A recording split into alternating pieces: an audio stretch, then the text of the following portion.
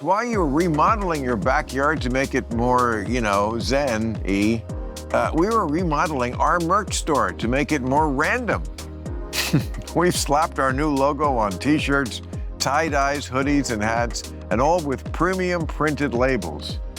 Look, I wasn't kidding. We have it because tags are like the junk mail of clothing. All merch is available exclusively at clubrandom.com. Once again, that's clubrandom.com. Nearly half of hiring managers say enthusiasm is the most important thing in a candidate. There's a reason ZipRecruiter is the #1 rated hiring site on G2. Use ZipRecruiter and find enthusiastic talent fast. 4 out of 5 employers who post on ZipRecruiter get a quality candidate within the first day. And now you can try it for free at ZipRecruiter.com/random. That's ZipRecruiter.com/random. Meet your match on ZipRecruiter. And it's so great that we went back because it's going to get us a lot. Oh, come on, it's fun. It's just another thing for rich people to do. No. There's a lot of car guys in one industry. I think you just named a bunch of guys that don't have any real vices. So interesting. Jeff. Bill, how are you? Good, how are you? A great place. This is fascinating. Boy, See you. you look the same as ever. Really? Well, the last time I saw you in person was at a comedy festival in like Montreal or something. How long ago? That was like, I think before Politically Incorrect. Before? I think it was. Yeah. What year did you do Carson first? The first one was 90. 90. Yep. Mine was 82. Is that, oh geez, is that right? That's great. We're probably almost the same Carson age. How old were you when you did it? I don't know. I was 26. I was 28. Yeah. So, I just did Walking with Kevin Nealon, by the way. So we chatted about you a little bit. And, Really? yeah. And All good, I hope. And we talked I've never about known comedians to talk shit about each other. Never. They're not feuders. and they're not petty, also. ever. And so, by the way, has it been revealed who's going to present you with the award? Leno. Is Leno going to do it? Yeah. Oh, that's great. And congratulations. Oh, thank you. You're talking about the Mark Twain Award. Yeah, Oh, believe me, it's turned into. I'm very honored. If it wasn't a big one, I wouldn't have done it. I don't need awards because they never wanted to give me awards. So if it was just anything less, I would have been like, well, please, because it's a lot of work to. You've got 8 speakers and the Kennedy Center, and it's a show. It's a Netflix special. Yeah, I'm not going to put on a dull show. So I'm doing my jobs. Not that this is a job, because I love this. What a great break in the week when I get to talk to somebody who I never really knew often, like you, but always knew of and was around. Right.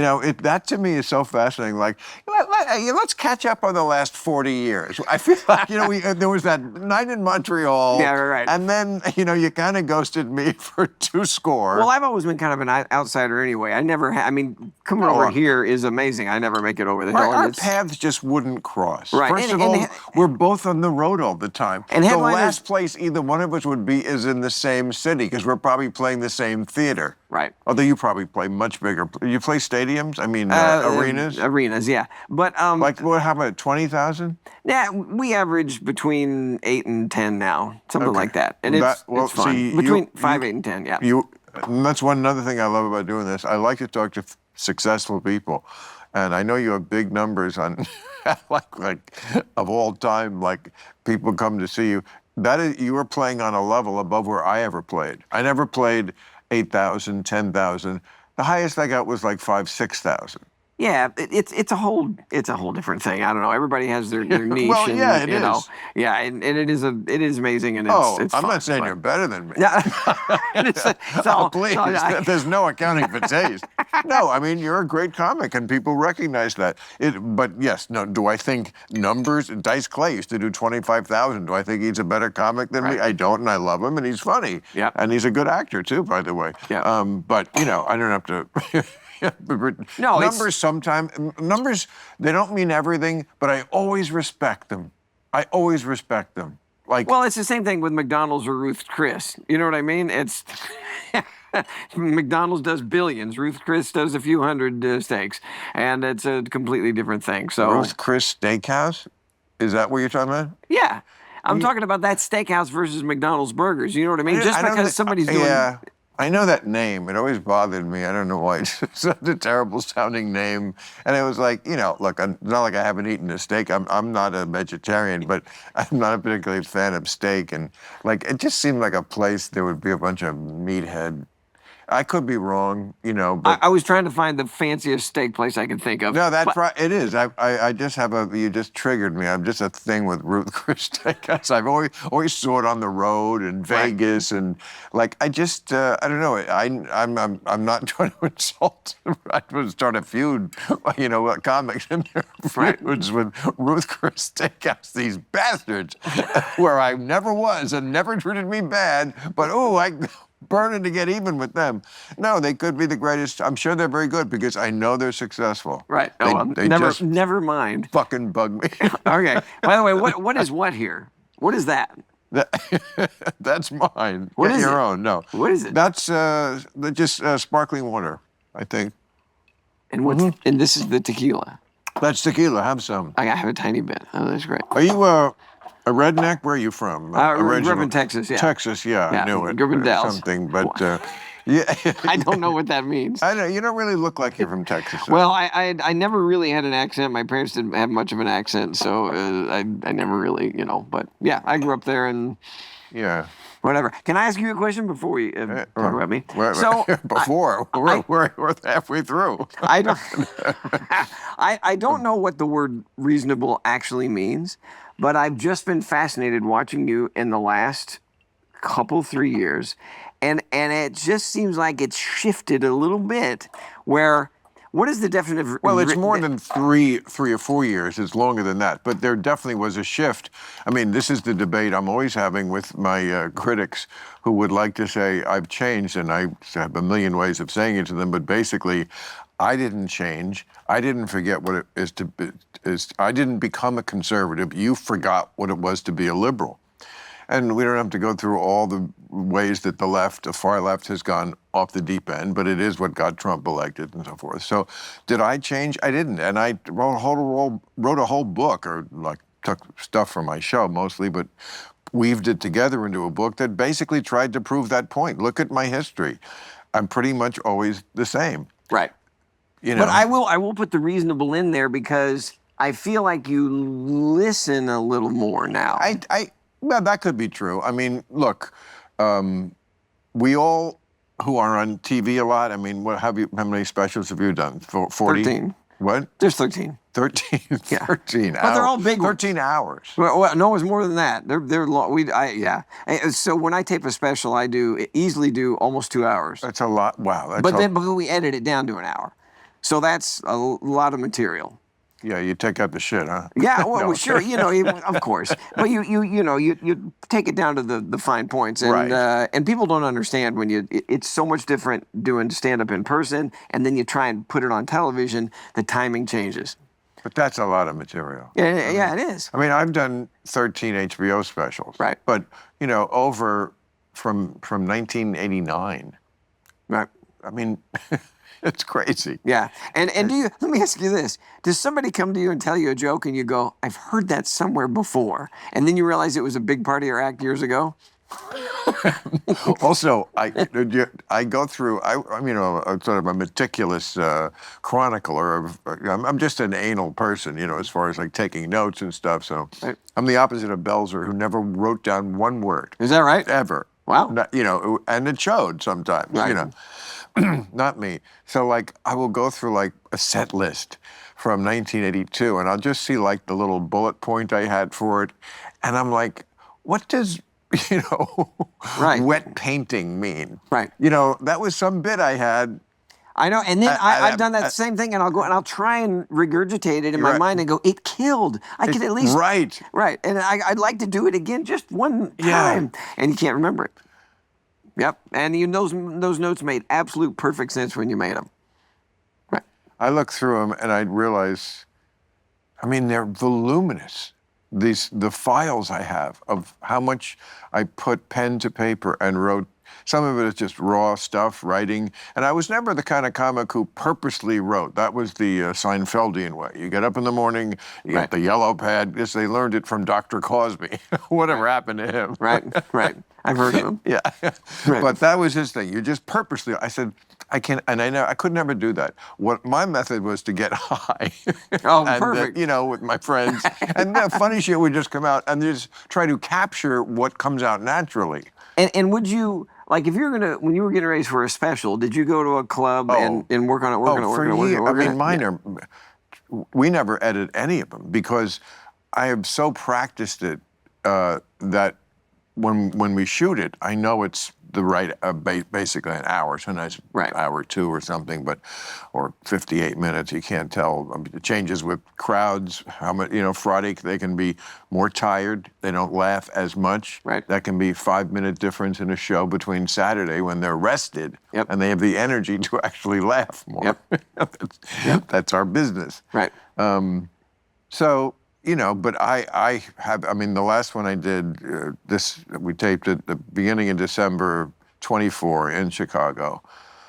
And, I stopped after doing that, stopped the road, which is like where you still are. And I still was, if you're like a decade younger than me or something, that's probably, totally know exactly where you are. You're not 74. No, I'm 70. Okay. You're 64. I'm wow. 64, Okay. yeah. All right, so we it's only 6 years. Closer. You got out here soon. You aged well. It's good. Some people at our age, they are unrecognizable. Well, especially, I don't mean to be mean, but do you look at the women that were in your high school class and go, oh, what happened? No, where would I see them? Oh, Facebook, right.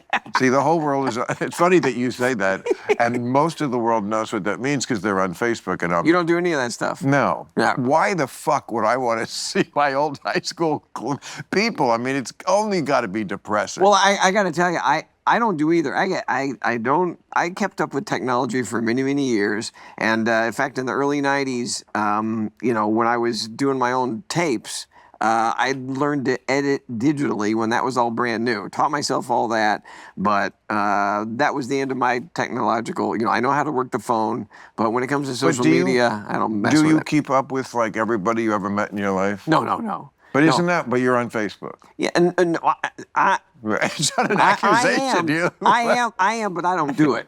I have other people that do it. Every once in a while, after a show, that's me too. I'm sure. Right. I don't know. I have people who know the answer to that. That's how removed I am. Right. I'll have to ask those people to ask the people who actually do shit. Right. No, I'm sure we do. I'll post a picture now and then because I know how to do that. But and I'll say things and then they'll put it up there for me. But I don't know how to. And Facebook is now, it's all yesterday. Now it's all Instagram and TikTok and all that stuff. I think it's awesome to just embrace the generation you're in. Not on everything, of course, but look, there's a movement among the younger generation now to go back to the way we had it. They get it that the phone fucked up their heads. Right. They know they're fucked up. Yep. That's one thing about them. They're ignorant, but they're not unsavvy about like real life, IRL. Right. And they know how fucking crazy it is. They know this. Right. They can't seem to stop themselves. So you don't have a device that you look on Instagram? I have an iPhone. Yeah, but do you like No, at night no. go, I'm bored, I'm going to look at this? I'm going to ask the trite question. What do you do when you're not doing this? You're not playing golf. I'm doing this, but we're not filming it. I'm getting high and drinking. What else was it? No, I wish I could do this every day. Seriously, I'm really curious. When you have free time, what are you going to do?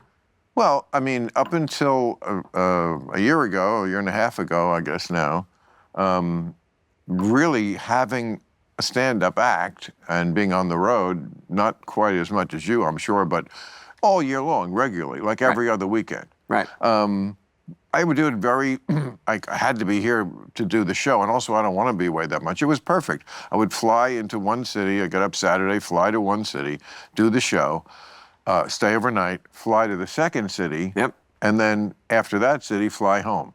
Private. That night. Of course, you have to do it that way. Yeah, otherwise you can't do it. You can't do it that way. And you couldn't even get to these gigs in time. Right. I have to be here all week. So. And it's theaters, right? Theaters. And, so like 2 cities over 30 hours, home in my bed Sunday night, after I leave Saturday morning, that's not the worst. Right. It was great. But even that, you know, it just became the travel, the hotels. It's wear and tear. It's not great for your health. Yep. But, you know, you have to if you want to have an act, people say, well, just do it sometime. No, you have to keep sharp. Your pitching arm is crazy. And, right. you know, during the pandemic, I had never, sounds crazy, but I started the ventriloquism thing when I was in the third grade. And I realized that since the fourth grade. Well, those are puppets. What? Yeah. Oh, those are puppets. Yeah, that. I'm sorry. And what's her name in your bathtub is great. I felt right at home. Whitney. Whitney in the bathtub. Everybody said, "Be careful, you might scare." And I walked in and I went, "This is like my house." Right. It's no big deal. I got this. So I made her talk, by the way. She's very happy. What's it? In the bathtub. I made her talk. Oh. Now that would be funny. If she didn't weigh a ton, I'd drag her out here and put her on my lap. Okay. But then I can make her talk she weighs that way. a ton. What was I talking about? I can't remember. Talking about Whitney Houston in the bath. Oh no. I don't know. What were you talking about? I don't know. I'm the one who's smoking pot. Okay. You don't smoke pot? No. We don't say it like you're ashamed. Some people like it and some people don't. I've never, ever in my life tried it. I'm one of those guys. I mean, yeah. I mean, look, I don't... If I don't want people to judge me for doing it, everything is like people's personality. I always say this about politics. Everything is political these days, which is kind of good for me. That's what I've always been talking about, so I'm not complaining. Right. But politics really comes out of people's personalities. It comes from like what your parents told you, Yep. how they brought you up, where you were brought up. You know, I mean, conservative. It's a person. I feel like it's a personality trait before it becomes a political party. I also think I equate it to sports. It's like most people love whatever sports it was that their dad loved. Totally. At least for guys. Oh my God, of course. Okay, so and I think the political parties are the same way. And I look at it and I think I'm in show business, blah blah blah blah blah blah. I would think that I would tend to lean left. And I tend to lean right, and that's just the beliefs that my father and my parents and where I grew up. I remember what I was going to say. Doesn't mean you're in the Klan. Right. You know, this is my problem with the left. It's like anything that's not super with us on the far, far end of it, and then you're a conservative. Do you get this? Like, you're a conservative? I did a rant here one night about Landman never getting any love from the media or the awards. It's an awesome show, but it's like seen as conservative. Why? Because it's not, you know, taking place in a yurt. You know, there's not a transsexual Sherpa in the show, so it's a... I've been to a yurt, but I've never used the word yurt in a conversation, so... I think it'd be a great name for a show. Yurt! Have you been to an actual yurt? His name is Yurt, and he also lives in a yurt. That's my idea for the show. Have you ever been to a yurt? No, it's like in Mongolia. Oh, no, they haven't. There's like one, I'd have to ask my wife. Up in, I don't remember where it was. It was in Utah or something. In the dead of winter, you get there, they take you you're drawn by a horse, like Santa Claus in a sleigh, and you show up there, and it's this big yurt, and and they have an outhouse, and it's fantastic. So what's the difference for the layman, not like I don't know, between a yurt and a teepee, would you say? I have no freaking clue. Well, a yurt is... Now what are you doing? What's that? No, I'm roofing you, Jeff. I've always wanted to fuck you from that first night in Montreal. It was so romantic. People were speaking French. You were younger. You look awesome. No, wait a second. I want to know what you're doing. What is it? That's What's Jing? Jing. What's it gives Jing? me superhuman strength. Is it? Does it? All right. I noticed you. It's why I can lift this glass. All right, fine. Very nice. No, a yurt... yeah, it's like a teepee, but... but bigger? Well, that's what I'm asking. I don't know. Like, if I'm in the market for a yurt/teepee, if I go to Amazon, it's, you know... I don't know. I have no idea. All I know is that there was a chef there. It was a 4-star yurt. Really? Yeah, it was amazing. Why do you say 4-star? Because it was incredible. The food was there. They had a chef there, a famous chef, and you're in the middle of nowhere. There's snow everywhere. It's 10 degrees outside, and you're sitting in a coat. But it was fantastic. Americans can be hypocritical about anything. They really can. Just like I dare you. Yurts? Oh yeah. I can fuck that up. Yeah, I can look like an asshole in a yurt. Absolutely. Peace rallies? Oh, please. I'll be marching for Hamas. How about that for fucking up? They can fuck up anything. It's hysterical. Okay, so you're talking about the left and the right. So I have always said that I truly believe that most of this world is good people. And my example, when I was doing one of my specials in 2013, I was in Abu Dhabi. Abu Dhabi? No, that's Yogi Bear. That's Yogi Bear. Abba-dabba-doo. Apparently, according to CNBC, nearly half of hiring managers say enthusiasm is the most important thing in a candidate, which makes sense because skills are great, but at some point you also want someone who acts like they want the job. And if you're hiring right now, that's the challenge, figuring out who actually wants to work for you versus those who just clicked apply all at 2 in the morning. Well, if you need to hire for your business, ZipRecruiter has a new feature that quickly lets you see the most interested, qualified candidates first, so you meet the right people faster. What's smart is their matching technology doesn't just dump a pile of resumes on your desk and wish you luck. It helps connect you with qualified candidates right away, and candidates can actually explain in their own words why they want the job, which is refreshing. Usually, the only explanation you get is seeking new opportunities, which translates to my current workplace is toxic and my boss is unbearable. There's a reason ZipRecruiter is the #1 rated hiring site on G2. Use ZipRecruiter and find enthusiastic talent fast. 4 out of 5 employers who post on ZipRecruiter get a quality candidate within the first day. And now you can try it for free at ZipRecruiter.com/random. That's ZipRecruiter.com/random. Meet your match on ZipRecruiter. So, doing a show there for 4,000 Muslims, and all in the front rows were the guys in the white dish dash, and the women in the black, and the few rows back. And I did the same show with Ahmed the Dead Terrorist, and that was their favorite character. 2 nights later, I'm in the middle It's of... mine. Huh? It's my favorite, too. Oh, well, thanks. Well, 2 nights later, I'm in the middle of Tel Aviv, Israel, doing the exact same show for 4,000 Jewish people. Didn't change a word of the show. And they all loved it equally the same. So my big thing is I truly feel this world is filled with good people that all want the same things. We want a house, we want a job, we want security, we want health care for our kids and ourselves and all that. And it takes a handful of idiots to fuck it up for everybody else. You know what you should do? And I know I'm getting a reputation with the staff. I'm always telling people career advice, but I think I really would have been a good manager. Okay. But you should do that as a documentary special. The same show in both those cities. Oh. And put stuff in the middle, little interviews here and there. Yeah. You can handle that with people from the region and stuff. But show the same material from that character working in both those cities. I think that would be very powerful. I think a lot of people would watch it. I would definitely watch that. Yeah, that'd be well. One of our biggest YouTube videos is showing me there in front of them. But yeah, I got a great location scout crew. They're right now in the Strait of Hormuz. So that's the one we may not be able to get through. But that's why you get a fixer. You get somebody over there who speaks the language. They can, a little rattling of the cups, as they say, a little bribe here, a little goes a long way. That's actually a great idea. That would it actually is a great idea. Interesting. Yeah. You're right. People would watch it because people watch that thinking I'm going to be killed, and it was great. But I will tell you, before the show started, my manager comes to me and he goes, "We got it," because I was a little bit nervous about being there. I'm like, "Well, what am I doing here?" We've been doing Norway and Sweden and the UK and all that, and I knew it was all great, and even Paris, France was great. They loved it in Paris, France. But then they said Abu Dhabi, and I'm like, "Are you kidding? What the fuck kidding me?" But they loved it. Okay. Loved it. I'm going to now put it in perspective, however. Mm-hmm. It is great, and you should get a Medal of Honor for the balls to do it. Balls means a lot to me, and you have them. I don't mean that in a personal way. All right, thanks. But there was Montreal. But anyway. That's right. Now we've created this whole thing where we have a backstory where we fucked in Montreal. It's ridiculous.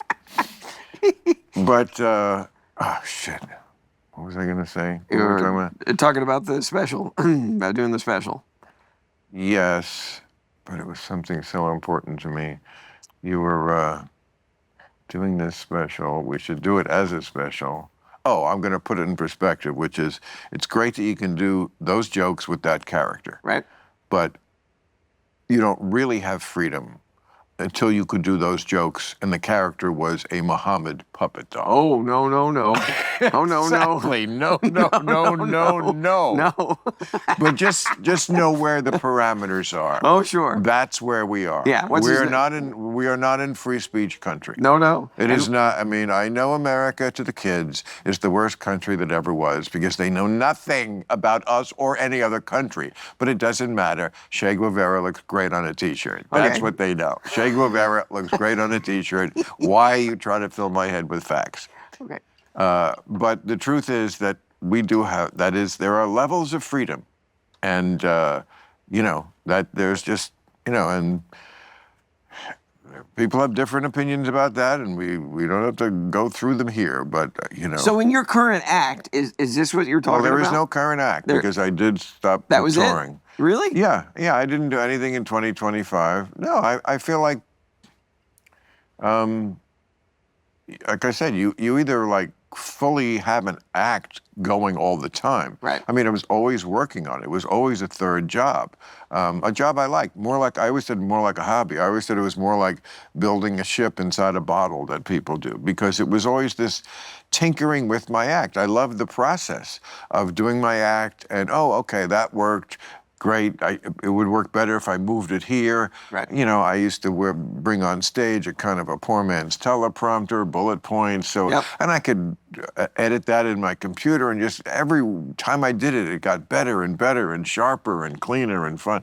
That I love that process. Yeah, and people don't understand that every word and every pause and every breath matters. Yes. Right. Absolutely. But what I was going to tell you was, I forgot, is during the pandemic, since the 4th grade, I had never gone more than 2 weeks without doing a show.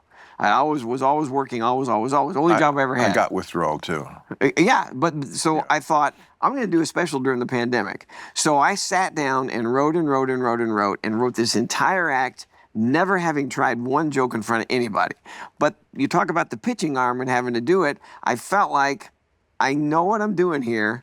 I think I know where I'm going to get laughs. And sure enough, after 5 months of not being on stage, we shot it in somewhere out there, outside. Everybody but 4 tops. You had to be with your own family. Everybody's wearing masks. We had like, I don't know, a couple hundred people. You didn't need a rehearsal. You didn't need a run through. I never understood most of my friends, the comics, you know, they go to the comedy clubs and work out the shit before they like, I never did that. Once I was out of the comedy clubs, and I didn't need to. I would been already doing this for 20 fucking years or whatever.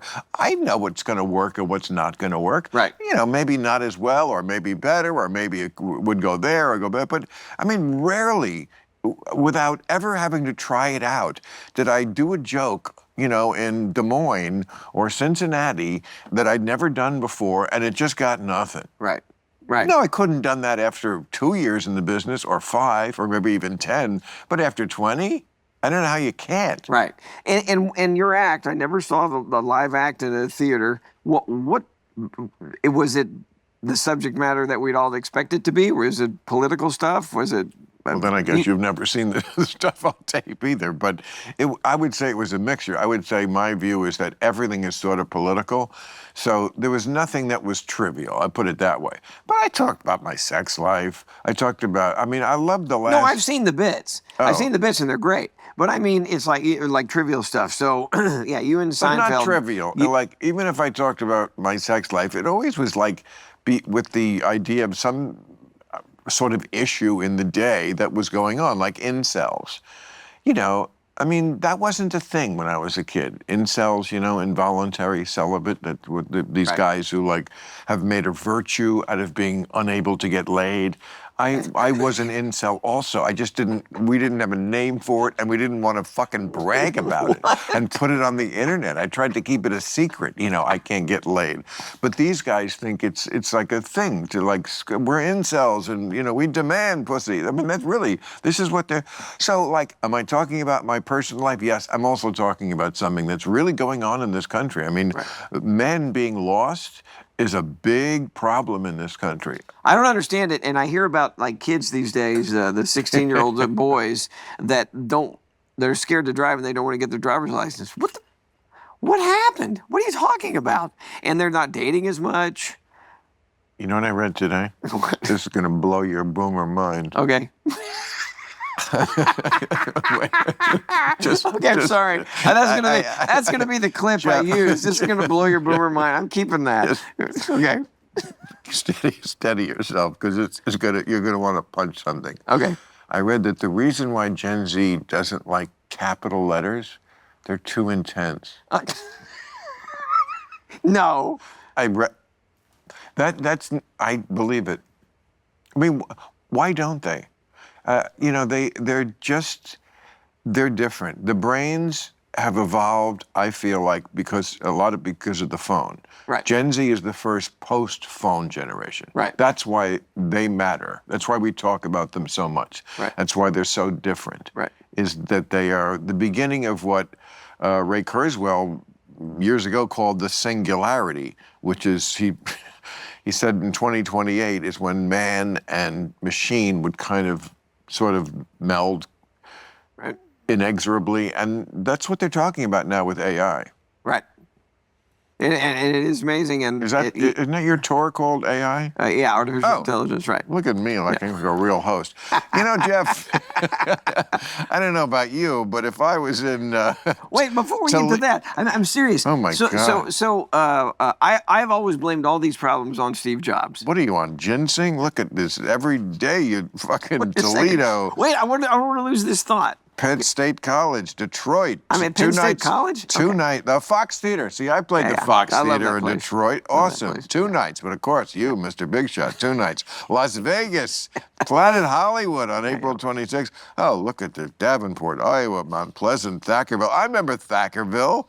Thackerville's great. Only comedians know the name Thackerville. Only comedians and geologists, the tornado chasers. I'm big in Tornado Alley. Danville, Cherokee, Choctaw, Hollywood, Florida. Oh yeah, Los Angeles. I heard of it. What? The county fair. Wait, where am I? Okay, the county fair. You play county fairs? Oh, sure, but they're big. They're huge. You're out on a racetrack. And it's outside, right? Of course. I don't see me ever having done well at a county fair. I didn't do it. I wasn't asked. It's not like, they snubbed me. I don't remember anybody ever saying, "Get Bill Maher for the county fair." So who's your audience now? Like, if you were still doing stand-up at the county fair, eating corn dogs. I have the best audience in the world. Are you kidding? They're so loyal, and they're so brilliant because they think like me. Yeah, and you've done stuff. They're the people I've lost on. I mean, you have balls to go to Saudi Arabia. I have balls too, and then I'm not afraid to lose audience, and I have. Right. Like the super woke. Right. They left a while ago. Well, when I wouldn't go along with their nonsense. Right. Who's left? Great people. And they're people who don't get upset about truth. They don't. The studio audience, I used to fight with them all the time. Now they don't boo. They get it. Well, see, that's what I've always loved about you is that, so many times I'll be watching and you'll piss me off, and then a week later I'll watch and I'll go, oh, okay. And that's why I don't like the word reasonable. What pisses you off? I don't know. I mean, when I make fun of Jesus. I was brought up religion. I mean, you're religious, right? I was brought up in a Christian home, and my big thing is it's the same with deGrasse. What's his last name? deGrasse. Neil deGrasse Tyson. Yeah, that guy. So, and I've talked about this in the last few days to a few people because I feel like you guys both of you have backed off a little bit. And I think there's... he's a scientist. Okay. We're working in a different... I get it. But the Charlie Kirk interview with you and him was really interesting. Me with him here? Yes. I loved it. Because... And by the way, they're doing a documentary, and they asked if I would be in it. They said the other people they said are in it already, all, hard right-wingers. I said yes. I'm giving them 5 minutes after my taping Friday night because... And I told them, don't expect me to be just saying, hagiography about Charlie. I liked him as a person. I'm glad I talked to him. I do not think he was a monster. And if you look at... Sorry. Uh-oh. Yep, go ahead. Heart attack? Oh. Yeah, sorry. I you gotta turn this thing on. Okay. If you look at his statements... I've read the full statements, of course, because everybody is only interested in getting points for their team. they mischaracterized them. But even when I read the full statement, which were accurately characterized, I still disagreed with them. Right. But it wasn't what they presented. Again, it's always in the middle. It wasn't as bad as they said. Right. But I still disagree. Sure. You know, but that's and what that's I loved okay. about the interview is that you sat there and considered things and listened to him, let him talk, and it was a really great discussion. My little motto here is everybody's a monster till you talk to them. Right. Marjorie Taylor Greene came on real time. Suddenly everybody loves Marjorie Taylor Greene. Right. Lauren Boebert, you know, these people who come on real time, and it's like Anna Paulina Luna. Love her. Right. You know, we had a great time. Right. Talked to her after the show. I said, you know, if I'd only known about you what I read, I would have thought, you know, crazy. Right. Right. You're not crazy. Right. Are we going to agree on everything? No, but not crazy, and certainly, you know, talkable too. That is my single biggest issue with the left. They won't talk to people, including me. Right. Talk, like, really, I'm so out there. I mean, we voted for the same person. Right. How far out there could I be? Right. But they just won't. And the Republicans, they definitely are better at, like, well, we'll talk. Right. Well, that's what I do love, and having sitting down, like, okay, bring up another name, Mark Maron. He and I couldn't be further apart, comedically, politically, blah, blah, blah. You're not gay. Okay. No, I'm kidding. But we sat down like this and had a really respectful conversation, and both of us surprised each other, and we walked away with mutual respect. But we respected our differences too. And we'll have some of that too. Right. You know, I feel like ours is. I mean, look, I like Mark, although he's taken terrible, unfair, stupid shots at me, but that's okay. But I feel like his simpatico with you was probably more on an emotional level. Mm-hmm. Whereas I think you and I, or that's what you were trying to bridge. Whereas you and I are kind of like the same kind of boomer guy. Right. You know, no nonsense. Right. None of that. You know, there's no microaggressions in our life, and right. You know, shit like that. Not that microaggressions aren't a real thing. If you're black, that's true. No, it is true. Yeah. I mean, you know, a microaggression is somebody just looks at you shitty. Right. And yeah, when I know, just as a human, when someone looks at me shitty, I feel shitty about it, and I don't like them. Right. Yeah. So, you know, there is that. But well, what I was going to say is, I back to the Steve Jobs thing. The cell phone. Steve Jobs. Yeah, I said. We're talking about Steve I said it a Jobs. second ago No. that I think most of this is Steve Jobs' fault. I say that jokingly because of the phone. Yeah. In nature, everyone was not meant to have that loud of a voice, or that effective of a voice. I think we were meant to have. Everybody should have a voice, but to be able to say something and the entire world hear and see it instantly, I don't think is healthy. In nature, we were meant to do what we're doing, looking another human being in the eye, in person. There are things that we are reading about each other. I mean, this is what happened in Montreal. Mm-hmm. I know, it was very exciting. Yeah. No, there are things that you don't even realize consciously that you're reading about another human when you're talking to them in person. You know, it's just their face. It just matters. It's just hugely different. Right. And they don't seem to want to. I mean, anyone who's like okay with living life on a screen, they don't seem to care to acknowledge that very key distinction, that we have not evolved past that. And maybe we shouldn't. It's not making us better. I think it's fascinating that Trump, you know, hate, and then you have these leaders go in a room, and 3 hours later they come out and they've made a deal. It's like the art of the deal behind a door, and he knows how to talk to people. And there's something there. You meet the guy in person. That's why I had that dinner with them that they all hated. Sure. But I bet you walked out of there, and I've heard what you've said, and I've seen what you've said, and I bet you walked out of there going, you've said it a million times, that this is not the guy that you thought it was going to be. Is that No, right? that I said a crazy person doesn't live in the White House. A person who plays a crazy person on TV lives in the White House. Right. And why he chooses to do that or whether that is the real, I just put it in the lap of the audience. You decide. I'm just the reporter. I went into the mine. This is what I saw down there. And you make of it what you will. But of course, we don't live in that world. Is he a master manipulator, or is his skin just that thin? Oh, it's totally that thin. I mean, he's really that thin, but not in all context. That was so interesting. Was I challenged him on any number of things, Right. from the trivial, like why you don't have a dog, Right. to the Iran deal, Right. and he never once bristled, like cut me off, Right. delivered a monologue, stopped looking me in the eye. Right.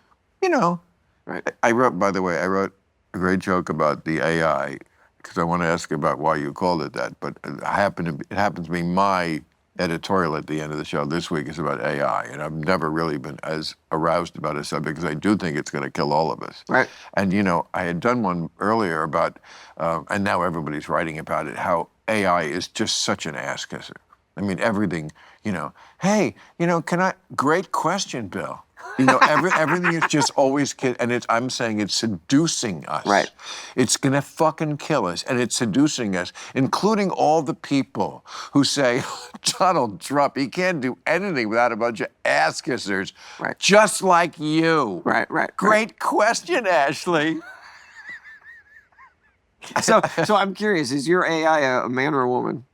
I don't have it. Oh, you don't talk to it? I don't want it in my You- phone. I you- don't want it knowing everything about me. Yeah. You already lost the battle. You just sold your humanity for a bunch of fucking bar tricks that it does. If it had cured cancer by now, maybe I'll make that trade-off.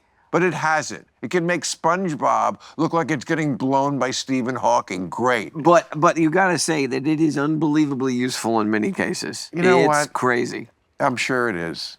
I seem to be getting along just fine. Well, sure. Like it wasn't like I didn't have Siri and Google, but now I need something even better than them. You know, we get so hooked on convenience that we are willing to sell such bigger things for these slightest little improvements in convenience. Seinfeld used to have a great bit about the, you know, the thing on board games that, you know, you hit the thing and the dice go up in a bubble. Right. And he would mimic throwing dice and go, gotta be an easier way. That's really funny. That a Of great- course. Yeah, that's really funny. No, I get it. I just enjoy the toy aspect of it all. That's all. I love the Well, you're technology. a car guy, right? Yeah, a car guy. And What is it with comics? I mean, Letterman's a car guy, and Leno's a car guy, and who? Seinfeld. Seinfeld, of course. Yeah. I don't know what it is, but you know what it is? You just named. It's a lot of car guys in one industry. Well, I think you just named a bunch of guys that don't have any real vices. So interesting. So interesting. You're right. And so maybe this is Right. the thing. Right. It's expensive, it takes time, it takes money, but That's why I hate cars. you can't smoke I don't it. hate them, but they do nothing for me. You can't and smoke a car. I get a new car like every 3 or 4 years, and every time I get it, I'm like, okay, this is going to be different this time. I'm going to actually learn all the things about this car. Because, you know, you have to go through the guidebook and learn what everything is. And I'm like, and it never happens. So what and is then, your- and what then, is your- and what then is your- 2 years pass, and I go, oh, fuck it, I'm almost to the next car. So what do you drive? I drive a electric, and boy, was that a good decision. Mercedes, I used to have the Tesla. Yeah. I did not switch because of Elon's politics. I could separate them. I switched because Mercedes made a much better version of the Tesla and it charged twice as much. So you're being serious. It was a good decision. You like it? You love it?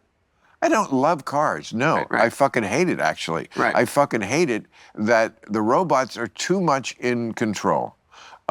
This is something else I'm putting in the thing for Friday night about. I do not like the idea that the robots are in control and these people who say, you know, the future is going to be great. The robots will be our slaves doing everything.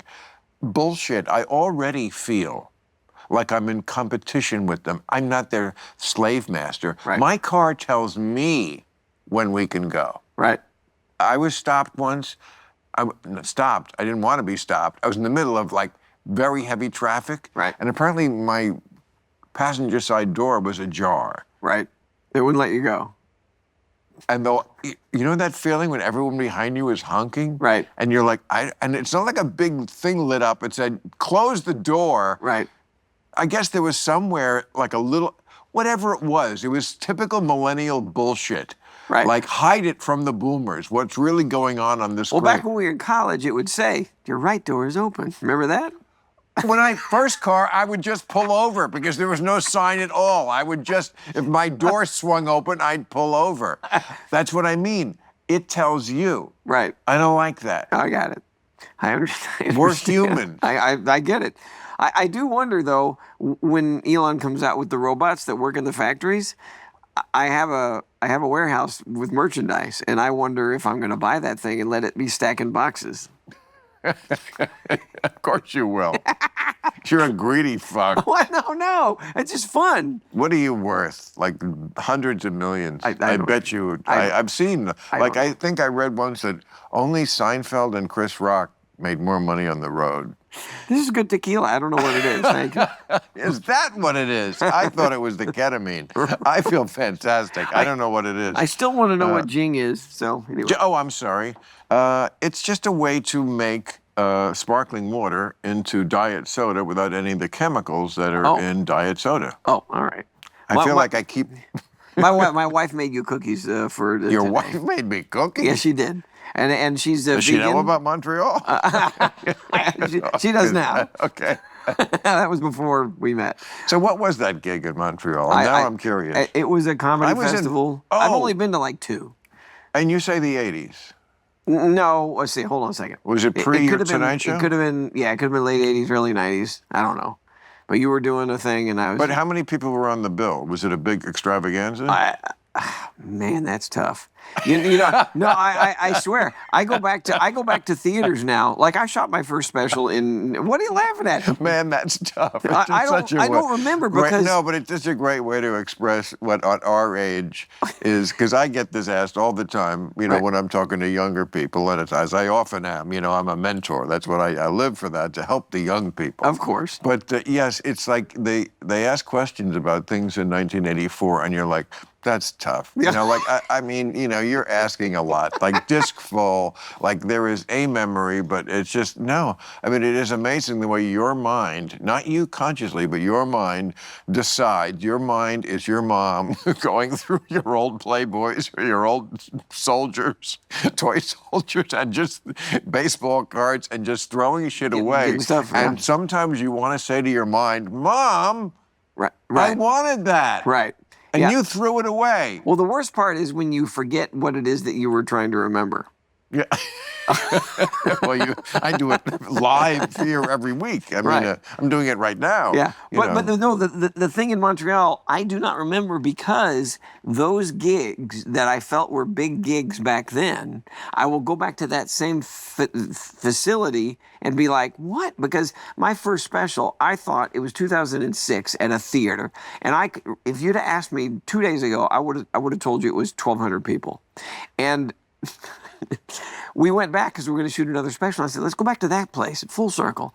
And they came back to me and they said, it's like 300 seats. I'm like, it's smaller than a comedy club? Wow. So the thing that we did in Montreal. Like going back to your old room. Huh? Like going back to your old room where you grew up. Yeah.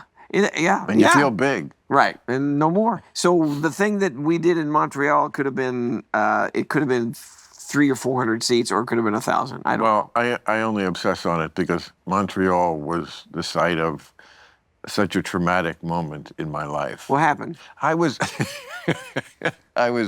booked there as a headliner before I was ready to be a headliner. Oh. So what year was that? 1980. Okay. Wow. Well, yeah, it was long before I moved out to LA. I had only been doing comedy a year and a half. Oh, wow. And I was not ready to be a headliner and proved it that night. And it was just, you know, the only laugh I got was mispronouncing the name of the local premier, René Lebesgue, who was running to separate Quebec. It was a big issue at the time, whether Quebec would become its own country. And there was just something about bombing, like sometimes I go to the Comedy Store. Like after dinner, we're just like, what are we going to do? I don't want to go home. Oh, you know what's great? Because I don't drink anymore, really. I mean, just here. And I see these people on stage. I mean, it's either really good or painfully bad. Either way, it's not uninteresting. Right. And when I see the painfully bad, I mean, I've seen some things that were just, and I'm like, wow, I know that exact feeling. Maybe I didn't lash out that badly, but I definitely made things worse, as this comic is doing. Oh. And, but I did it. And I couldn't do it now. But Well, that's the way I am with the Melrose Improv, and that's why I don't hang out with comics. I'm like kind of my own lone wolf. I've never been part of that you did the Tonight Show with Carson, then you went back to the Improv and you watched it, and everybody, yay. were people snobby because you work with puppets? Of course. Really? Yeah, of course. It was like So it really should be another kind of designation for the woke to champion, if you will. I mean, right. Of course. like in Walk Hard. You never see Walk Hard? No, I never did. Never saw Walk Hard? Should I? What are you, a communist? It's the best. It's so funny. Okay. Judd Apatow send Right. up a music, the Beatles. It's amazing. All right. And but one of them is there's a Dylan character, and he champions midgets. Oh no, that's great. He sings a folk song for the little people. You have to just look at that clip. It's just too much. All right.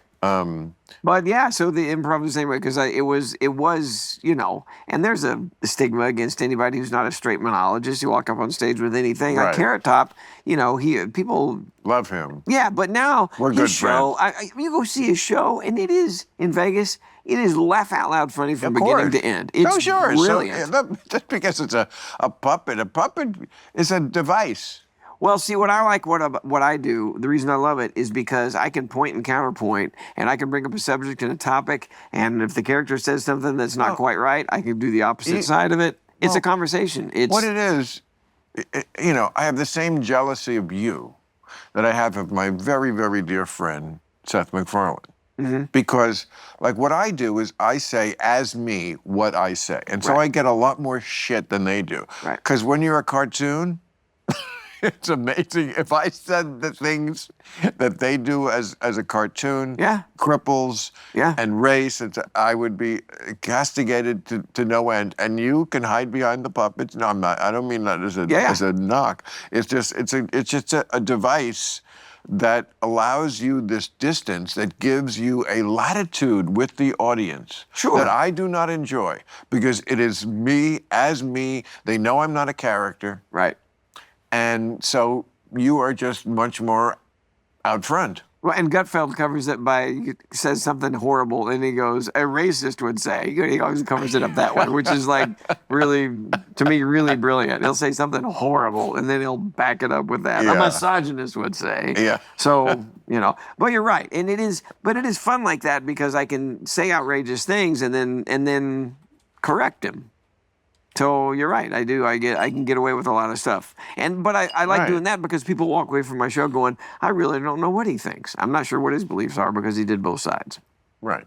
And that's from the very beginning, that is always been and should always be the classic paradigm of the ventriloquist is, just remonstrating the puppet. Yeah, these are nice people. For God's sakes, what are you saying? You're so out of line. Right. I am the voice of. Don't insult the nice people like that. They're not.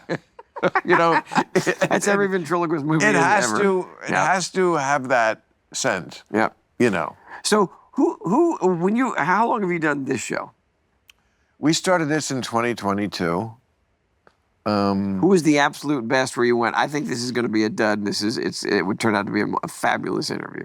Where you went, gotta be. It's not an interview. Well, whatever. Plainly. A discussion. I mean, it's who turned into the best discussion that you like found? Oh my God! I mean, even if I had an answer to that, I wouldn't. Then which one has gotten the most watches that people have loved? I don't know those things either. My deal with this was I already have a job. Right. All I'm going to do is walk over here, from next door where I live Right. at exactly the time the show starts and leave right after it ends. And that is the level of my commitment. Can I and say I that- love can- it that way. Can I say the size I of this barely know who the guest is. Right.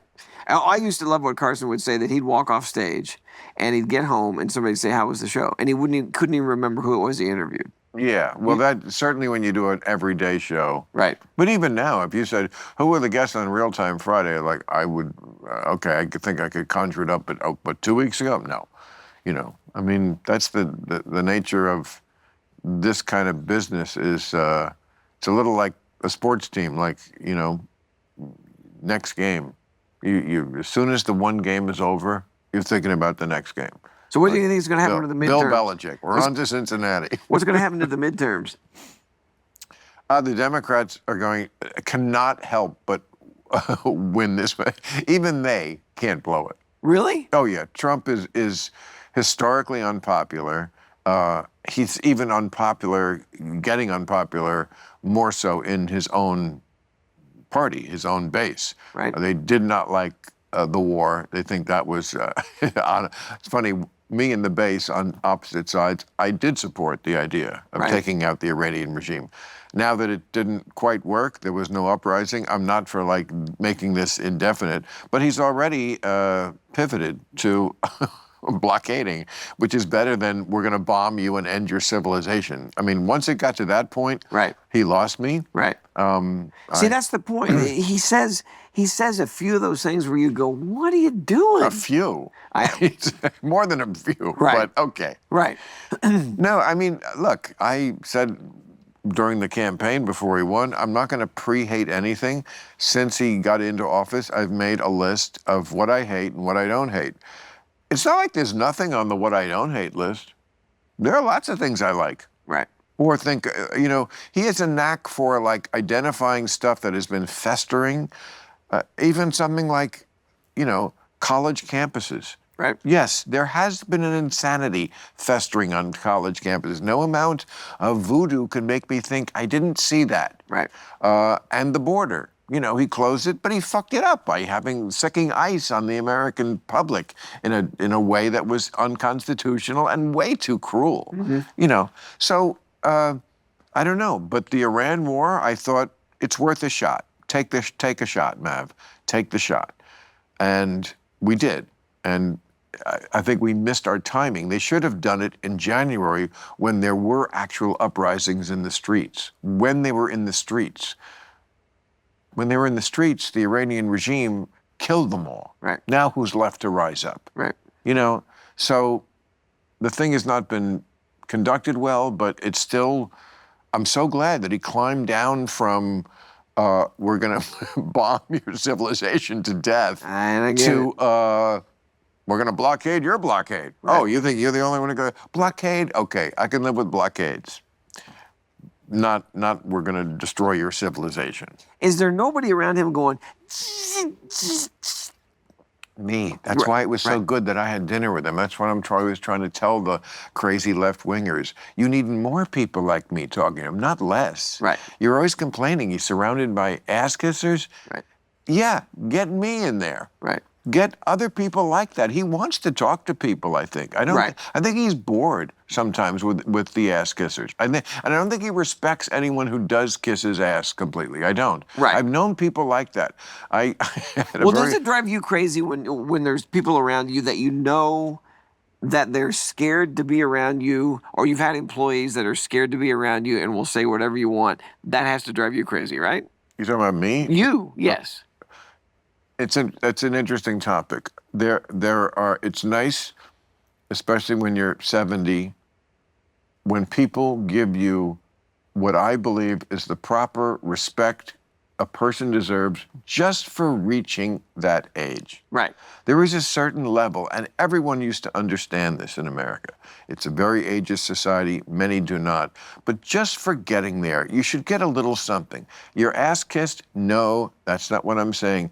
Just a kind of baseline respect. You got there, you must have done something right, especially if you got there and you're not like, you know, a mess. Right. But there are 70-year-old idiots That used to be Totally. 30-year-old idiots. Of right? course. There's no fool like an old fool. Okay. Yeah. But what I'm asking is, because this is what drives me crazy sometimes. The people that work for me is if somebody is scared to death of me and won't say what they're thinking and won't give me their opinion, it drives me nuts. I want somebody who will tell me what they're thinking and Totally. okay. Yes. So you've had those people around. So to finish the thought, yes, it's nice that people give you the respect you deserve, but when people work for you, it is very hard for it not to tip into something that I bet you 90% of the people out there would love, or if they enjoy it, do love, I don't love, which is a little bit of, I don't know if you really feel that way, or you're just saying that because I'm the boss. Right. I don't like that. Right. Because I don't need my ass kissed. Right. I'm very happy with who I am. My ego does not need fluffing. Right. I think it's the appropriate size. It's not small. It's not out of control. It's healthy. That we need that. But I do not. I value the truth. Not, and that doesn't also mean on the other side to be a contrarian. Just don't say the opposite because that's interesting. Right. Just tell me the actual truth. That's what I'm always trying to get from people. Right. Just the actual truth. It's why I love talking to the young people that I mentor. You know, people in their 20s. Because they don't know what the right answer is supposed to be. Right. They don't know about Rachel Maddow or Fox News. Right. They don't know about what Tucker Carlson's saying. They just know what strikes them. How are your conversations with Bill O'Reilly? We don't really have any. I mean, I've had him on the show. Right. He occasionally emails me, and I always interested to hear what Bill has to say, and sometimes it's complimentary, and it's nice, and I email back. I would say we have a cordial, good relationship. We always kind of did. I mean, we're cousins, you know. When Henry Louis Gates did my genealogy on, you know, that show where they do your, has he done you? No. Oh, you should get it. I'm adopted, so I don't know anything. That would be even better. I don't know anything. It'd be like a CSI. I could have married my sister. But Bill O'Reilly, which natural, Maher, very Irish, right. You know, O'Reilly. I mean, so way back in Ireland, I don't know, you know, we're all cousins at some point. So you really are? Yes. That's great. I mean, we all are to a degree. Of course. Even you and I are. Of course. I mean, we all come from Lucy. Yep. Not I the one with Ethel, although she was almost as old. I mean the one. Wait, where was Lucy found? Where in Africa? Yeah, East Africa. All of them's in East Africa. That's where man developed. Lucy is about 2.5 million years old, about 4 foot tall, female, and stood pretty upright, you know. So 2.5 million years ago, we had an ancestor who was 4 foot tall and stood upright and, you know, was well on her way. I say you go, girl. You know, I mean, I know that's not what is in the Bible. I hope I haven't. I'm a Christian and grew up in a Christian home.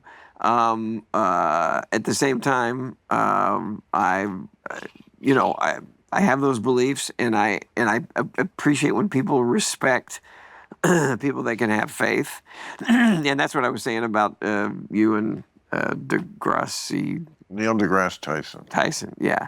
Is that I've been interested in, like, I downloaded one of his books the other day, and it just seemed like he'd tempered that a little bit. And, I don't know the truth. Nobody knows the truth. Well, nobody knows it yet. I can't speak for him. I can only speak for me when I say I'm always with Richard Dawkins, one of the most famous atheists, when he says on a scale of 1 to 7, right. 7 being utter certainty that there is no God, I'm a 6.9. Right. That's what I mean, like, who knows where it all began? I mean, right. I've been following the... And see, something like that for me, I'm fine with that. That's your right to believe that, and that's what drives me crazy about the left. As you talked about before, they shove it down, and if you don't believe the way we do, then you're an idiot. So no, I'm not saying that. But Bill O'Reilly, speaking of Bill O'Reilly, once I don't think this was in a debate with me, but again, it's tough to remember the past. It could have been, but I think it's just something he said when he was contesting people who don't have faith or believe in God, and he said, "The moon, how'd it get there?" How'd it get there? Which I thought was like the low end of your kind of argument if you're going to make them. Because first of all, we know how the moon got there. Right. We don't know questions beyond that. The moon, I can answer that one. Right. It's a piece of a planet that maybe ours that broke off right. and got smoothed out over the billions of years, you know, by the universe. Right. Whatever. Okay. And it's so great that we went back because it's going to get us a lot. But oh, come on, it's fun. it is fun. It's great. It's just another thing for rich people to do. No. But okay. We have to do that. But the question, you know, the moon, how did it get there? We can't answer that. What we can't answer is, why is there anything? Right. Why didn't anything ever exist? You know, and if there was no thing with a beginning, would that be something? It's just ridiculous. Your brain is never going to comprehend this. Right. So some of us just let that go. Right. And we think that people who make up stories about why things are are just making up stories to make them feel better. But if it does make you feel better, I'm not going to, you know. I believe in good health. If that makes you feel healthy, if putting your head on the pillow at night, knowing if I die in my sleep, I'll go to a better place. Right. I kind of wish I had that. Well, see, that's a reasonable, all those things you just said is very reasonable. And that's why I appreciate sitting here with you now and talking to you. And 25 years ago, 25 years ago was all about the sex. You know that. Well, there were those interviews about you, yeah. Jeez. So. And what are you getting ready to smoke? Oh, a clove cigarette? Oh, okay. No, I'm kidding. It's pot. Somebody just laughed. Well, okay. Probably my dealer. Because they knew. I mean, That'd be great. I'm just going to have a taste. I got it. I'm trying to smoke less and eat more. So I don't know anything. So I'm on a health kick. Is this stuff really more potent now than it used to be? I'm really the wrong guy to ask that because I've smoked steadily over the years. So, like, my resistance level is probably like Dennis Quaid in that movie where he was the quarterback and he's in the hospital and you got to pump up the volume, Doc. I'm a football player, you know. I had a dentist once who told me he had Ozzy Osbourne in the chair once, and like, you know, Ozzy was like, "Please, Doc, I'm Ozzy Osbourne." You know, I get it that you think this amount of gas gets people high, but you is know, that true? That's cute. I mean, it's a story I remember. Could I have dreamt it? Never. Could you have told it to me at a party? In Montreal? It's possible, but that was my recollection of the dentist telling me that. But, you know, the Beatles got acid from their dentist. That's how they got high for the first time. Did you know that? No, I didn't know that. Oh, you never heard that story about... Is that what happened? Such a boomer. Yeah. Such a boomer story, and I don't know it. Is that what you're about to say? Well, the Beatles, you know. Right. I mean, yeah, that their dentist, like, put it in their coffee, and they didn't even know it. For some reason, there was, like, this dentist of the stars. You know, we have the same thing that goes on now. There's a lot. Yeah. But celebrities love doctors. Right. And very often, by the way, doctors kill them. Right. Elvis, Dr. Nick. Yep. Michael Jackson. Yep. Dr. Conrad Murray. Yep. My personal internist now. No. Oh, perfect. But, what were we talking about? It's tough. Doctors and, doctors kill stars. Right.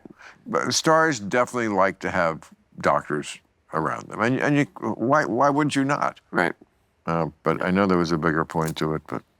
We don't care. We don't care. Where'd the tequila go? That one? Right there. That one. Yeah. That's that one.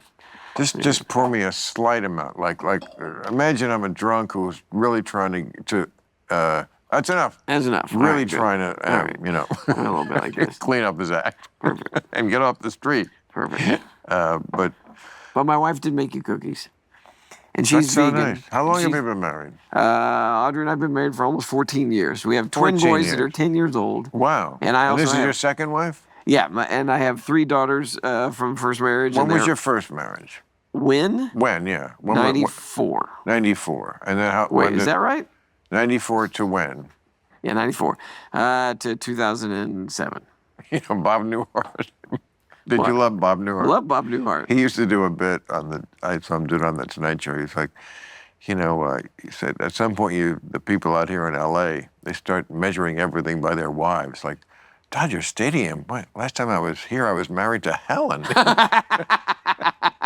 That's true. That's absolutely true. Yep.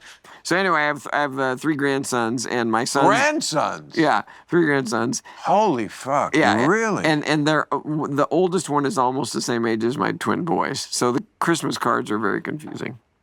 So why do you think the first one didn't take? She took, only it wasn't for me. That's why. We'll be right back. Yeah. Sorry, it kicks in from years ago on ABC. I know, it's so great. yeah. Did Carson really have on his tombstone, "I'll be right back"? No. He didn't? No. Are you sure? I'm pretty sure. Oh, man. That's a wives' tale. But he said that he was going to have put on it. Really? Yeah, I think. I don't think so. Oh, well. That'd been great. I mean, I think he... Do you still have family? Yeah, I have a sister. Yeah? That's it. That's it? Yeah. And what does she do? She's retired. I mean, I'm 70. She's 4 years older than me. Oh. She was a teacher. Yeah? So... Do you have nieces and nephews? No. Yeah? No, neither one of us got married. Oh. Yeah. The line ends here. What? All right. Many people have said to me, Bill, don't you know your line? It's going to die off. I'm like, what am I, fucking Prince Harry? What do I give a fuck if my line? And also, I mean, I just think celebrities having kids, it would be a Nepo baby. Right. I don't want a Nepo baby, and it's unavoidable. Right. Like, even if they're not in your business, it's almost inevitable. And why wouldn't you? I mean, today's kids of celebrities, it's almost like de rigueur. You're going to do it. Well, I've told all my kids, don't count on anything coming from me. I'm spending every bit of it. My father told me that. He said there will be no inheritance. So good luck. Keep working. And that's what I've told them all. Yeah, but you're a celebrity. If they do something, anything in the public eye, it's much more interesting for the media to cover them than somebody who does not have a parent who's a celebrity, because that's the first thing. It's like, oh, we can put this bold name in. They know your name. So, like, But they got to work for Chloe Dunham. Yeah, I'm just making that up. Yeah, it was okay. That's a terrible name. Oh, okay. So that's good. I didn't want it to be the real kid's name. Like Whatever your kid's name. Chloe Dunham. Okay. It was like... Okay, this is a kid. Maybe you're going to still have Chloe Dunham, daughter of Jeff Dunham, the famous, Right. Okay, made more money on the road than Chris Rock and Jerry Seinfeld, and she is now, has a new record contract with Gigantic Records. Okay. She's got 2 million followers. I mean, a lot of the people who we know are household names. I mean, obviously, the granddaddy of them, the Kardashians, but on down. I mean, yes, half of them come from the Disney Channel. Yep. And they seem to have talent like Zendaya, and they at least have training under Disney. Yep. And then half of them just seem to be influencers and Nepo babies and people who were kind of grandfathered into the whole scheme of show business. And what did your dad do? My dad was in radio news. Where? Back in New York. And what did he do? Like he read the news, like back in the day when 60s, 70s, when every radio station, I mean, this is before, there was FM, but it was mostly AM, and every radio station would have news at the top of the hour. Yeah. Headline, Moscow, Prime Minister Kennedy Howell of the United Kingdom has, Do you have tapes of him? Yes, I have some tapes of him. And is it a radio voice or? Yes, totally. Absolutely. Oh, yes. That's so great. Oh, that's what absolutely. Yeah, right. Yes. And I remember when I first started getting into, auditioning for stuff and being in front of the mic, and they'd be like, don't talk like that. I'd be like, don't talk like what? Talk like yourself, like that. Like what? And then I'd start reading like this. And no. No, you have the accent that I would say at least 80% of the country has. Which is somewhere. Well, I mean, it's not. Yours isn't pronounced, but it is an American accent. Right. You're an American. Right. I love America. Right. So it ain't a knock on you. And you grew up where in New York? In New Jersey. In New Jersey. Where in New Jersey? A suburb of New York, Yeah, Bergen yeah. County, New Jersey. Oh, sure, absolutely. And my father drove across the George Washington Bridge every day, parked in Washington Heights, which is across the river in Harlem, Upper Harlem, and took the train, the subway, down to Rockefeller Center or Midtown, where his station was. And what was the station? First, it was WOR. Wow. Then he worked at NBC. And then, in his later years, he was an editor. He worked with Howard Stern. He worked with Don Imus as the news editor.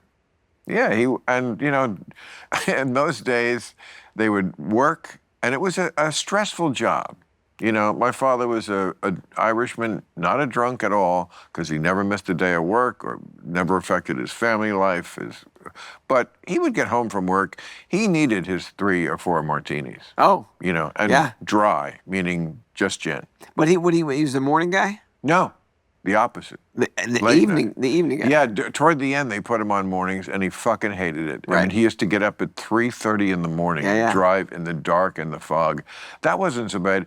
It was coming home after a night of work where they had stopped off at the Ho Ho, which was the Chinese restaurant at the bottom of Rockefeller Center, to have a little Chinese food. Right. And, he probably had 3 martinis before he got in the car. Yeah, right. But, that's what people did in the 70s. Right. And happily married? They stayed together? Yeah. Oh, I mean, great. I think that era people had such different standards, and divorce just wasn't. Okay, different standards, but was the cheating going on and they just stayed together? It has to be it.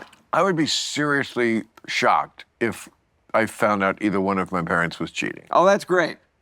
Why, Yeah. you think yours were? No, I don't. I know there was a time that my father was very unhappy. That's called marriage. I know. I No, mean- his was financial problems. He'd made some bad investments. They built the house. I was a little kid. Things weren't going well, and that's the only time I really remember them arguing. And I look at the pictures and I go, "Is that all it was?" And I think It's all not it was. all that it was. I mean, it doesn't help when you're having financial problems. Right. I mean, financial problems don't help making your dick hard. Right. But, Right. but even if finance is going well, Right. time, and familiarity Yeah. in a marriage is going to work against excitement and red hot monkey love. You know And- what? And that's just the deal. Okay. So I'm gonna agree with you in my first marriage, and in my marriage now, it's like I'm telling you, and I hate people that say this, but if it works, it works, and if the two together are supposed to be together, that stuff can last and keep Oh, yeah. going, and it's rare. The fact that. And again, I hate people that talk about their marriage when it's great because it's like, shut up. But we love being together all the time, That's great. which is very, very rare. And when we first got together, and Audrey was on the road with me on the tour bus, we were together side by side for 8 years, never left each other's side, and never got tired of each other. And that's so odd. And I'm how many years older? I forgot. Yeah. I'm drinking tequila. How many? I'd like to know. Oh. No, because I get hit with this all the time. Well, she was born in 80 and I was born in 62, so 18 years. Oh, please. You're an amateur. 18 years. Please. Okay, 18. so That is beyond respectable for me. I mean, 18 years, please. But that is a great feeling. I know that feeling. I don't know if I could ever maintain that feeling 31 days a month. It's just asking a lot. I just don't know how much, and it's not them. It's just, or her actually. It's just how much charm do I have? I like the fact that I have enough days to just be within myself, not having to put out any degree of charm to anyone. right. Ask my staff. No, I'm kidding. Right. I'm not mean or in any way. I just, we only meet once a week anyway. But, I do my business and I go home. Right. Like a dog. Right. Take me out, I do my business. You're not a tough guy to work for? No. I mean, I'm a tough guy to work for if you need Michael Scott, if you need some asshole who's like clapping you on the back every week and saying, hey, you're doing a great job. No, I mean, you know what? If I'm not complaining, you're doing a great job. Right. I'm that kind of boss. And I think that's so much better. When I was an employee, I loved that kind of boss. Just don't talk to me at all. Right. Like, if just don't talk to me. Do you shower them with thanks? Shower them. I certainly do not. Okay, there's another question. Okay, and I know it's the age-old question. Why has it taken this long for anybody to come out and say anything? It's amazing. We were having our issues meeting today at the office. That is exactly the question we hit upon. Okay, and you want to believe everybody, but why? How has it taken this long? Was he really? Was it really all cover up? I find that hard to believe. But why does Lynn? I'm not obviously not a woman. Don't get it. Scared to death if something like that would happen if I was a woman. Well, it's a subject I've talked upon before, especially with Cassie and P. Diddy, that case, which was very high profile. Yep. Boy, do you get a lot of blowback. As usual, Jeff, I will not pull a punch, even when I know there's blowback. Right. And my thesis was, of course, we have great empathy for women and what they've had to go through and still go through. Yep. Me Too has a lot of work still to do. But also, at some point, women have to take more agency, and when it starts to happen, report it right away. Yep. We don't want to hear about 20 years later. I mean, get out right away if it's abusive. Report it right away. It's the only way this is going to work, because yes, you lose credibility when it's like he did this horrible thing and then we started dating or whatever it is. I mean, it's not always that, but sometimes it is that. And it just makes it very murky. And women are stronger than that, and they can do this, and they need to do this. I don't think we are living in an era where the authorities are not sympathetic to this anymore. Right. That is one thing that I think did change with Me Too. They're not going to just say, okay, honey, you were wearing a mini skirt, get out of my office. Right. You can get into big trouble for that now. Right. As you should. Right. So you can, step forward. And so I still think we're living that era where women are adjusting to this new reality.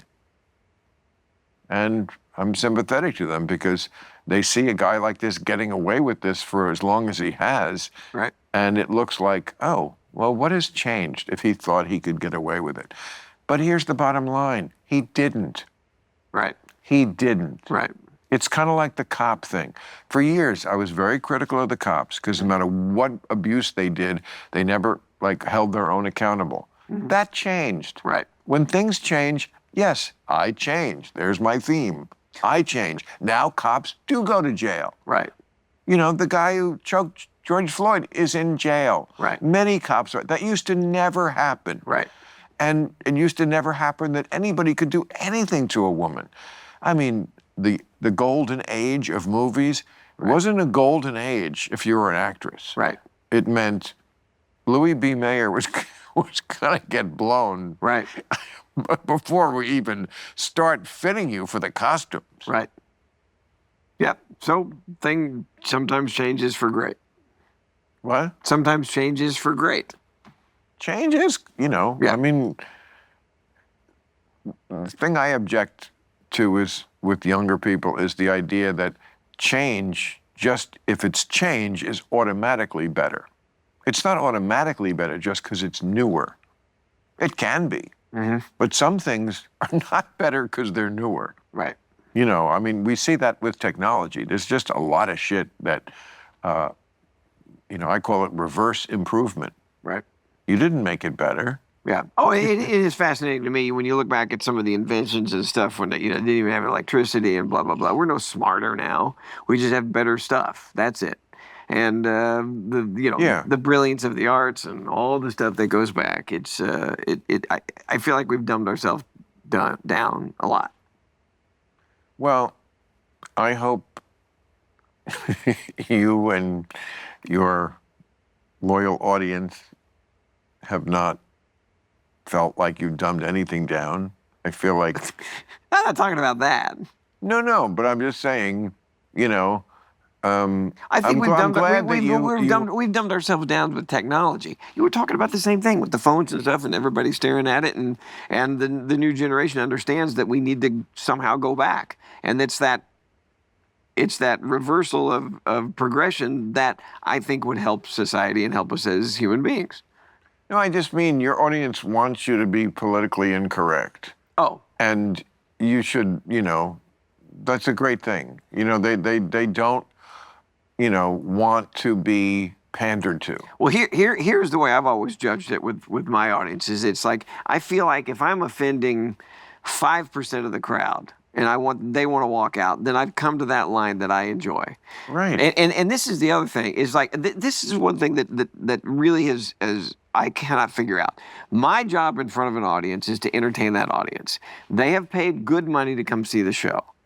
I am not going to push my politics on them. That's not my thing. My thing is to make them laugh. I don't know at what point, and yours is a different thing, politically incorrect, you're a different character, different thing. But I'm talking about straight stand-up comics that are supposed to entertain an audience. I always ask an audience, this is what I've done for the past 8 years. I ask an audience, I was asking who's going to vote for Hillary, who's going to vote for Trump. And then in the last, even over in Europe, I would say, we have had an election a year ago this past November. How many people dislike what's going on with that administration? How many people like it? It's crazy, the different countries that give different reactions. Why am I doing that? I'm trying to see who's in that crowd, because I can slightly adjust some of the jokes to entertain a majority of the audience. I'm not going to do my show for me. I'm doing it for them. So I don't know at what point at late night or in show business did celebrities feel that they have to push their political agenda on everybody, and they think that everyone needs to know their politics. My job is to entertain and make people laugh. I was just watching It's Carson. I was just watching the Elvis, Baz Luhrmann, you know, he did the Elvis movie, and then he did like a second movie on Elvis called Epic, Elvis Presley in Concert. Right. And it's Elvis singing his songs. I mean, look, I'm a huge Elvis fan. I was not a huge fan of a lot of the songs he chose to do in his stage act. I love his recordings from that period, late 60s, early 70s, awesome. But he didn't do them on stage. He did shit like C.C. Ryder. I don't get it. Anyway, Baz Luhrmann did this, and he showed, you know, clips of Elvis, and there's one where he's doing this press conference. I've seen the clip many times. He's wearing his typical huge collar suit at a beautiful cobalt blue, and somebody asks him, and he's looking at his best. He's amazing. And they're asking him, like, what do you think about the protesters these days? And he goes, like, ma'am, please, I'm an entertainer. You know, I'd rather keep those thoughts to myself. And then she follow up, you know, what about other celebrities who comment on it? I don't even want to comment on that. And I was like, thank you, Elvis. Right. You know, thank you. You know, just sing fucking Suspicious Minds. Right. As you do so well. Right. and again, I'll make fun of both sides. I'll still do political jokes, but I try and even it out the same way Leno and Carson both did.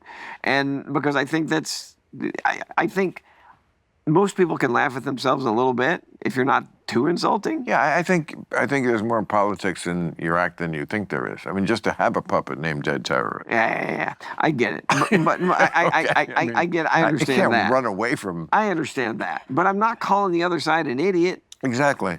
No. I'm with you. I'm for you. I like you. I wouldn't have you here if I didn't. I only have people I like. I don't have to do this. This is my little pleasure. It's my mid-weekly pleasure. It was great. And by the way, can I ask you, what band is that back there? That's the Supremes. Is what? That? The little guys in the band. Oh, that's no band. I mean, that's it. That's actually a real classic. I bought that from an art collector. That moves. I could like turn that on. That looks great. It's fucking creepy. They look like something out of The Shining. I love stuff like that. Yeah, I'm sure you do. I collect toys and stuff, so yeah, of course you make puppets. Oh, well, you know. You actually make them, don't you? I do. I build the dummies myself. I even have a workbench on my tour bus. Did you ever see the movie The Stepfather? No. You got to catch up on movies. I do. You should see that one. What was the other one I need to see? I forget. It was something good, though. But The Stepfather. Okay. It's great. Why? They remade it. Well, he kills his whole family. Oh, perfect. Thanks, Bill. Like the first scene, you see, he just slaughters his whole family. Okay. And then he leaves town, changes his look. And of course, this is, the 80s, 90s, so you could do this easier without social, without, surveillance and Right. stuff. So now he's in a new town. And of course, he's a charmer. He gets with a woman always, like in The Last Family, who is got kids but no husband. And, he's like the all-American guy. That's who portraying. But he's really down in the basement plotting to kill them because that's how I picture you. Oh, that's perfect. Working on the puppets, and you're the stepfather. That's my second book. But So, and by the way, we have a new show out called Jeff Dunham's The Cars That Made Us. The Cars. The Cars That show. Made Us. Exactly. Yeah, That's yeah. what I do best. Plug shit. So it's on Discovery and Discovery? Yeah, it's on Discovery and who knows? It's been doing really What really is it well. called? Jeff Dunham's The Cars That Made Us. I bet you Leno's on it. He is. Hey, how could he not be? He was great too. And what about Jerry? You got to get him on there. He's a car nut. I don't understand. That's another guy. I am a comedian, I think, but he would never have me on the cars and coffee thing. I'll text him. Thanks. I like Jerry. I've always said, when I talk about Edgar Bergen, I always say that Edgar Bergen was the Jerry Seinfeld of the radio era because he was a huge radio star. And I always use that comparison. I've always thought Jerry was great, but he never had me on his show. Does he still do the cars and coffee? I'll straighten this feud out. There's no feud. I saw him in an elevator, and his manager, what's his manager's name? Well, his manager passed away. Oh, no. What was his name? Oops. I don't know. I was I can't remember either. Yeah. But I met him in an elevator. George Shapiro. George Shapiro. I didn't know George Shapiro died. Oops. Yes. Okay, but I met them in an elevator. They were very nice. Yeah. Oh, yeah. You're greatest. Well, I appreciate you having me on, Bill. Real pleasure. Yeah. Great it's to good get seeing to you know again. you. Yeah. This was Yeah. almost as good as Montreal. Because we had sex there. Twice. Because that's what. Oh, now it's twice. I love the way this story only grows. Perfect. Club Random. I don't know how this ends. It's ending. It's ending. All right, I perfect. think it's over. All right, perfect. Club Random.